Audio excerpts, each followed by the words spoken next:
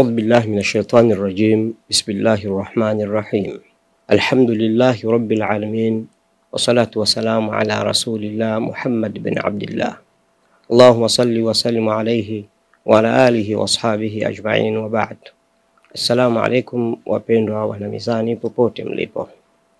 Taarifa tulionayo hii leo katika kipindi cha masaa 24 yaliyopita, taarifa kubwa zaidi ni ile ya Iran kukataa kujisalimisha kama walivyotakiwa kufanya hivyo na rais wa Marekani Donald Trump.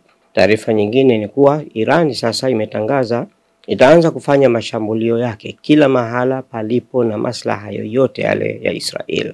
Halikadhalika mtandao wa X wa Israel ndani ya Iran wabainika Iran yakanusha kushambulia hospitali na kadhalika Iran yasusia mazungumzo ya Muscat. Halikadhalika tutakuwa na taarifa ya Israel kuishambulia mji mkuu wa Irani wa Tehran usiku kucha kuamkia leo siku ya Alhamis tarehe 16 mwezi wa 6. Kwanza tuanze na taarifa muhimu kutoka mjini Tehran ambapo kiongozi mkuu wa Iran Ayatollah Ali Khamenei amekataa wito wa Rais Donald Trump wa Marekani wa kujisalimisha, huku akionya kuwa uingiliaji wowote kijeshi wa Marekani katika mzozo huo bila shaka utasababisha madhara yasiyorekebishika. Hayo yanajiri wakati wa Iran wakiondoka kwa wingi kutoka kwenye mji mkuu wa Tehran baada ya mashambulizi ya anga yanayofanywa na Israel. Kiongozi huyo wa juu wa Iran Ayatollah Ali Khamenei amehutubia kupitia televisheni ya taifa kwa mara ya kwanza tangu mzozo huo ulipoanza. Khamenei ameapa kuwa ikiwa Marekani itahusika kijeshi kuishambulia Iran, itapata madhara ambayo hayawezi kurekebishika. Amesisitiza kuwa Iran haitajisalimisha na amealaumu mataifa ya magharibi kwa kupotosha kuhusu madhumuni ya Iran ya mpango wake wa nyuklia. Iran imesisitiza kuwa haitojisalimisha katika mzozo unaoendelea. Jeshi la Israeli limesema ndege zake 50 za kivita zilishambulia takriban maeneo 20 jijini Tehran usiku kucha kuamkia leo Alhamisi Juni 19, yakiwemo maeneo ya uzalishaji wa malighafi, vipuri na mifumo ya kutengeneza makombora. Jeshi hilo lilitoa tahadhari kwa Wairani kuondoka katika baadhi ya maeneo ya Tehran kwa ajili ya usalama wao wakati mashambulizi yakiendelea. Barabara kuu mjini Tehran zilijaa magari yakielekea nje ya jiji hilo lenye jumla ya takriban watu milioni 10. Waziri wa ulinzi wa Iran amesema kuwa mashambulizi ya Israel yameharibu makao makuu ya usalama wa ndani wa nchi hiyo. Lakini kupitia taarifa iliyorekodiwa na kupeperushwa kwenye televisheni, kiongozi mkuu wa nchi hiyo Ayatollah Ali Khamenei amesema Iran haitojisalimisha abadan. Ameongeza kuwa watu wenye akili wanaoijua Iran na historia yake hawatothubutu kuzungumzia taifa hili kwa lugha ya vitisho kwa sababu taifa la Iran halina historia ya kujisalimisha. Wamarekani wanapaswa kujua kuwa uingiliaji wowote wa kijeshi wa Marekani bila shaka utaambatana na madhara yasiyorekebishika. Khamenei ameapa kuwa ikiwa Marekani itahusika kijeshi kuishambulia Iran, itapata madhara ambayo hayawezi kurekebishika. Zaidi, Khamenei alisema adhabu ambayo taifa la Iran na vikosi vyake vya kijeshi vimetoa na vinavyoendelea kuitoa hivi sasa na vinapanga kuendelea kuitoa kwa adui huyu muovu mzayuni ni adhabu kali mno ambayo imemdhoofisha adui huyo. Ukweli ni kwamba marafiki zake wa Kimarekani wanaingilia kati na kuanza kutoa matamko unaonesha udhaifu na kushindwa kwao. Awali taarifa kama hiyo pia ilitolewa na balozi wa Iran katika Umoja wa Mataifa mjini Geneva, Ali Bahrein, kwamba Irani itajibu kwa nguvu bila kujizuia endapo Marekani itashiriki moja kwa moja katika mgogoro huo. Nchini Israel hali pia ni mbaya na imekuwa na wasiwasi. Ving'ora vililia kuwaonya watu kuhusu mashambulizi ya makombora ya kulipiza kisasi kutoka Iran. Wataalamu wanasema hii ni mara ya kwanza katika miongo ya mivutano kati ya Israel na Iran ambapo idadi kubwa ya makombora kutoka Iran imepenya mifumo ya ulinzi na kuua Waisraeli majumbani mwao. Moja ya shambulio kubwa zaidi kupata kufanyika na la kutisha ni lile ambalo liliteketeza zaidi ya nyumba 100 kwa mkupuo, lakini kama kawaida Israel ilijizuia kutaja idadi ya vifo na hasara za mashambulio hayo.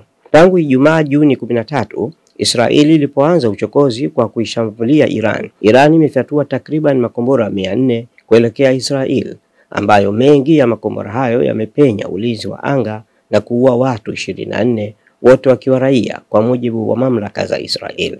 Wizara ya mambo ya kigeni ya Urusi imesema kuwa dunia iko milimita chache tu karibu na kutumbukia kwenye janga kutokana na mashambulio ya kila siku kwenye maeneo ya nyuklia ya Iran.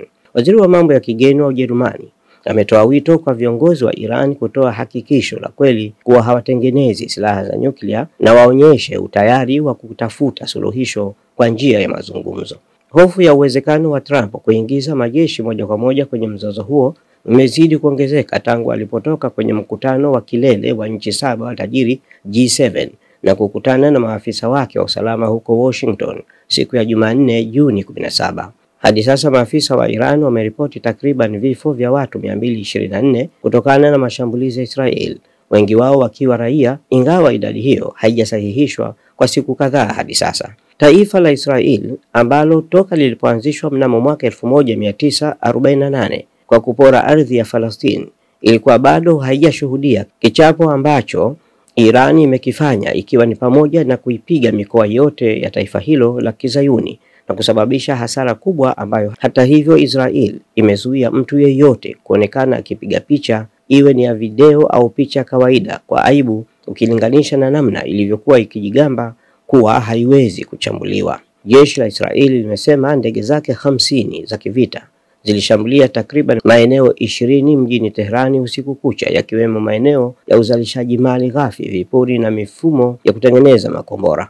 Mashambulizi ya Israel ambayo ni makubwa zaidi tangu vita vya Iraki vya miaka ya 80 yameangamiza wakuu wa kijeshi na wanasayansi wa nyuklia, hatua ambayo inatajwa kuwa pigo kwa Iran.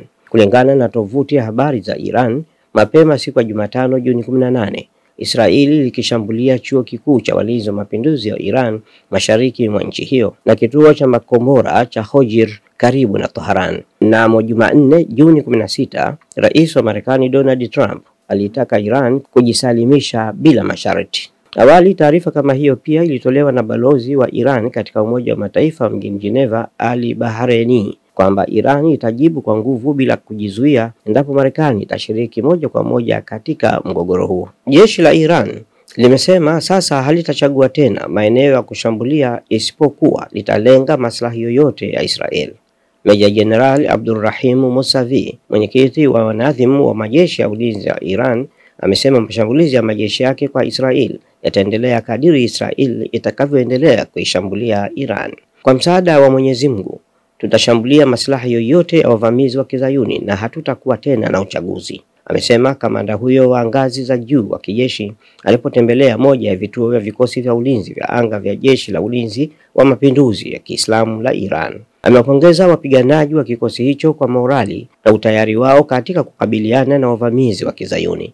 Amelipongeza pia jeshi hilo kwa mashambulizi yake yaliyopata ufanisi mkubwa dhidi ya Israel. Siku ya Jumatano Juni 18 usiku, IRGC ilianzisha rasmi mashambulizi yake kwa Israel kwa kutumia makombora mapya aina ya Sejil ambayo ni makubwa, yenye mtutu mrefu na yenye nguvu zaidi. Musavi amesema kuanzia sasa mashambulizi yake kwa Israel hayatakuwa na malipizi isipokuwa ya kuadhibu Wazayuni. Hata hivyo, jeshi la Iran limekanusha taarifa ya jeshi la Israel kwamba mashambulizi yake ya usiku wa tarehe 18 Juni yalilenga hospitali ya Soroka katika mji wa Beersheba na kusema yaliyoshambuliwa na kuharibiwa vibaya ni makao makuu ya kituo cha ujasusi na maelekezo ya kijeshi kilichopo karibu na hospitali hiyo. Kwa mujibu wa jeshi la Iran, mashambulizi mazito ya makombora ya Sejil yalielekezwa katika kituo hicho cha kijeshi na kijasusi kilichojulikana kama IDFC 41 na yalipata mafanikio makubwa, jambo ambalo lililopelekea jeshi la Israeli kusambaza uongo kwamba iliyoshambuliwa ni hospitali ya Soroka. Wakati huo huo, jeshi hilo la anga la Iran siku ya Jumanne Juni 17 usiku lilifanikiwa kuzuia ndege zisizo na rubani za Israel aina ya Homs zilizokuwa katika mpango wa mashambulizi katika anga ya Lorestan ndani ya Iran. Katika taarifa yake ya Jumatano Juni 18 jioni wiki hii, wakati ikizindua fezi ya 12 ya operesheni yake ya Ahadi ya Kweli namba 3, IRGC imesema imefanikiwa kudhoofisha kwa kiasi kikubwa mifumo ya ulinzi wa majeshi ya Israel katika maeneo inayoyashikilia ndani ya Falastini. Kwa sasa anga la maeneo yanayokaliwa na Israel imekuwa likipokea makombora na drone zetu kwa bashasha na furaha. Katika ujumbe wake kwa wakazi wa maeneo yanayokaliwa kwa nguvu na Israel katika Falastini, Jeshi la Mapinduzi ya Kiislamu limesema litaongeza mfululizo wa mashambulizi ya makombora katika maeneo hayo ili kutekeleza ahadi ya mkuu wake aliyeuliwa shahidi Hussein Salami, ambaye aliwaahidi walowezi hao kulipia udhalimu wote wanaofanya dhidi ya wananchi wa Falastini. Kwa sasa kengele za hatari hazitaacha kulia katika maeneo yenu hata kwa sekunde moja. Hii ni hiari yenu kuchagua kufa polepole katika mahandaki au kuhama maeneo hayo haraka iwezekanavyo. Muda mfupi baada ya onyo hilo, Jeshi la Walinzi wa Mapinduzi ya Kiislamu na mamlaka ya Israel imeripoti mfululizo wa mashambulizi ya makombora kutoka Iran katika maeneo hayo ya Falastini yanayokaliwa kwa nguvu na Israel. Hali kadhalika, taarifa iliyopatikana leo majira ya mchana kwa saa za Afrika Mashariki imesema mapambano kati ya Israel na Iran yaliyoanza siku ya Ijumaa Juni 13 kwa kuanzishwa na taifa la Kizayuni la Israel dhidi ya Iran yameingia katika wiki ya pili, huku pande zote mbili zikirushiana makombora mazito na drone. Israeli ilianzisha vita hivi vya kichokozi kwa kufanya mashambulizi ya kushtukiza baada ya Rais wa Marekani Donald Trump kuilaghai Iran kwamba ameizuia Israeli kuanzisha mashambulizi dhidi ya Iran, wakati Marekani ikiendelea na mazungumzo kuhusu mradi wa nyuklia wa Iran. Huenda Iran haikuweza kuweka tahadhari ya kutosha kuhofia mashambulizi kutokea katika muda huo kutokana na ahadi ya Trump, na kwa sababu hiyo Israeli kafanikiwa kuwaua makamanda wa ngazi za juu wa Jeshi la Mapinduzi la Iran na wanasayansi wake wa nyuklia na kushambulia maeneo ya miundombinu ya nyuklia ya Iran. Picha unayoshuhudia ni moja ya maeneo ya Israeli yaliyoathiriwa vibaya na mashambulizi ya Iran mjini Tel Aviv baada ya mitambo ya kuzuia makombora ya Israeli kushindwa kufanya kazi. Huko Tehran mapema leo siku Alhamisi Juni 19, jeshi la Israeli limearifu kuwa limeshambulia moja ya miundombinu muhimu ya kimkakati karibu na mji wa Arak muda mfupi baada ya tahadhari iliyotolewa na Israeli ikiwataka wakazi wa mji huo kuondoka. Wakati hayo yakiendelea, Rais Donald Trump wa Marekani ameendeleza utata wake kuhusu ikiwa Marekani itaungana na Israeli kuishambulia Iran. Katika kauli yake ya siku ya Jumatano Juni 18, Trump alisema huenda akajiunga na mashambulizi hayo au asifanye hivyo. Zaidi amesema Iran imeonyesha nia ya mazungumzo, lakini huenda imechelewa kuchukua hatua hiyo. Juhudi za kidiplomasia za kujaribu kutatua mzozo huo bado zinaendelea, wakati mawaziri wa mambo ya kigeni wa Ujerumani, Ufaransa na Uingereza wakijiandaa kwa mazungumzo ya nyuklia na Iran yanayotazamiwa kufanyika siku hiyo Juni 20 mjini Geneva. Hadi sasa Marekani haijaonyesha dalili zozote za kuwa na mpango wa kujiunga na mazungumzo hayo. Hizo ndizo taarifa tulizozikusanya katika kipindi cha masaa 24 kutoka jana, ambapo Israel inaonyesha bado inashambulia katika maeneo ya Iran, huku Iran nayo ikishambulia mashambulio ambayo Israel haijawahi kukutana nayo toka lilipoanzishwa taifa hilo.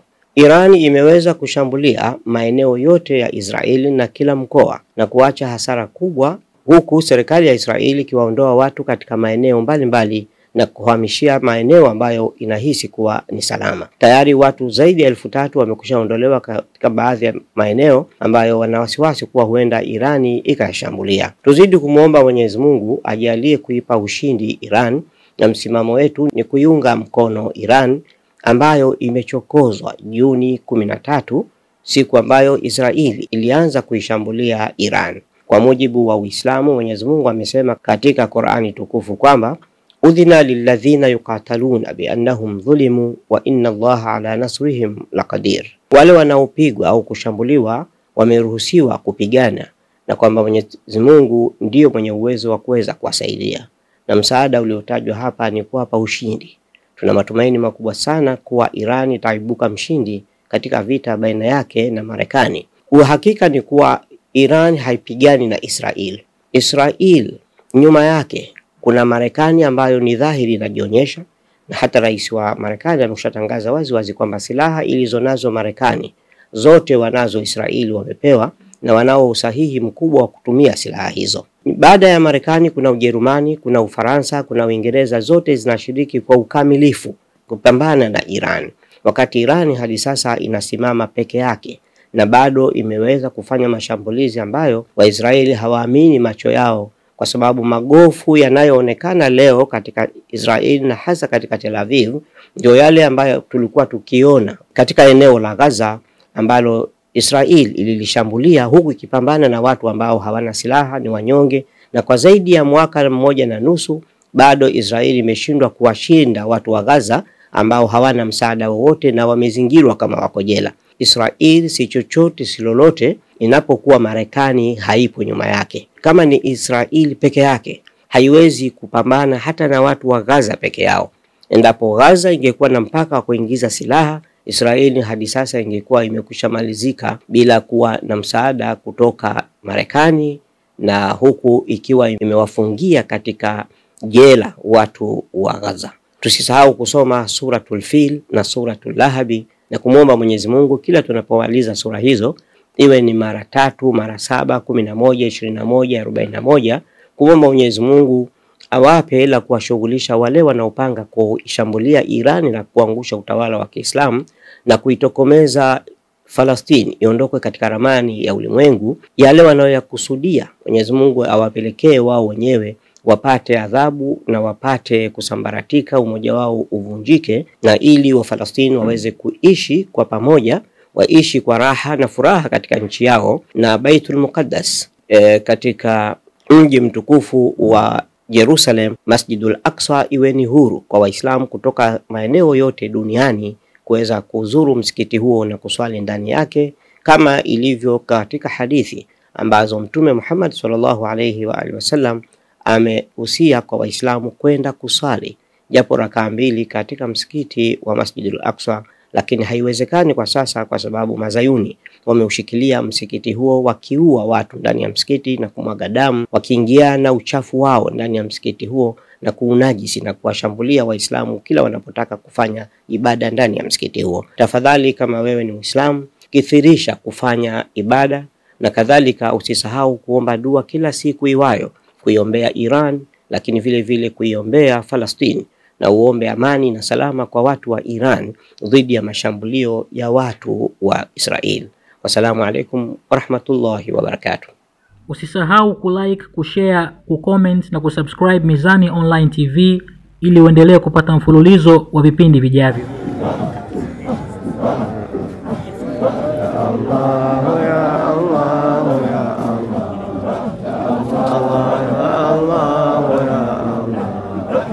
Allah